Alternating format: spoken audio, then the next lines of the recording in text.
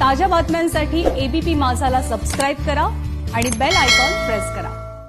केंद्र सरकारच्या कृषी कायद्याविरोधात जळगावमध्ये राष्ट्रवादी काँग्रेसच्या वतीने मोर्चा काढण्यात आलाय। कृषी कायदा शेतकरी हिताच्या विरोधात असल्याचा आरोप करत राष्ट्रवादी कार्यकर्ते रस्त्यावर उतरले। राष्ट्रवादीचे ज्येष्ठ नेते गुलाबराव देवकर यांच्यासह अनेक पदाधिकारी आणि कार्यकर्ते सहभागी झाले होते।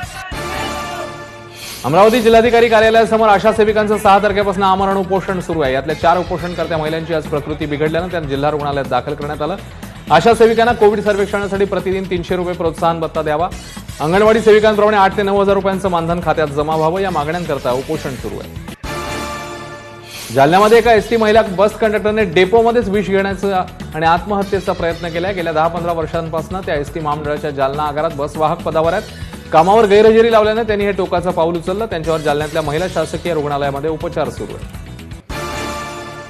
पुणे जिल्ह्यातील खेड आळंदीचे शिवसेनेचे माजी आमदार सुरेश गोरे यांचं कोरोनामुळे निधन झालं। गेल्या 20 दिवसांपासून त्यांच्यावर उपचार सुरू होते, मात्र आज सकाळी पुण्याच्या रुबी रुग्णालयात त्यांनी अखेरचा श्वास घेतला।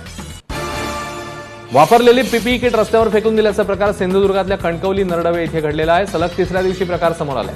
उघड्यावर रस्त्याच्या दुतर्फा फेकण्यात आलेल्या पीपीई किटची नगरपंचायतीकडनं विल्हेवाट लावण्यात आली, मात्र रस्त्यावर पीपीई किट फेकणाऱ्याचा शोध घेतला जातो। नंदुरबार शहरातल्या कोरोना रुग्णांच्या संख्येत मोठी घट झाली आहे। याआधी दररोज जिल्ह्यात 70 ते 90 कोरोनाबाधित आढळून यायचे, आता जिल्ह्यात दिवसाला 15 ते 20 कोरोनाबाधित रुग्ण पाहायला मिळतात।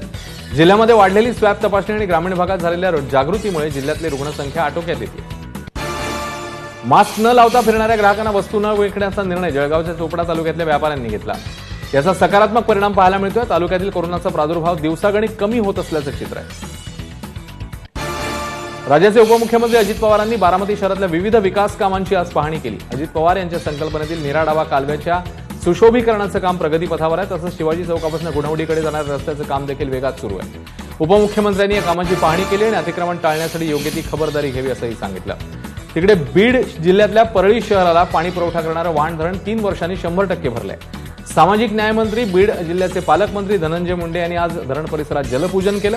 विशेष म्हणजे जायकवाडी धरणाचं पाणी लिफ्ट करून वारणा धरणांमध्ये सोडण्याची योजना बनवण्यात आली आहे। गोंदिया मुंबई विदर्भ एक्सप्रेस पुन्हा एकदा सुरू करण्यात आली आहे, त्यामुळे सर्वसामान्य नागरिकांना मोठा दिलासा मिळाला आहे। कोरोनामुळे ही रेल्वे बंद करण्यात आली होती, त्यामुळे गोंदियाहून मुंबईला जाण्यासाठी सोय नसल्यानं नागरिकांची गैरसोय होत होती।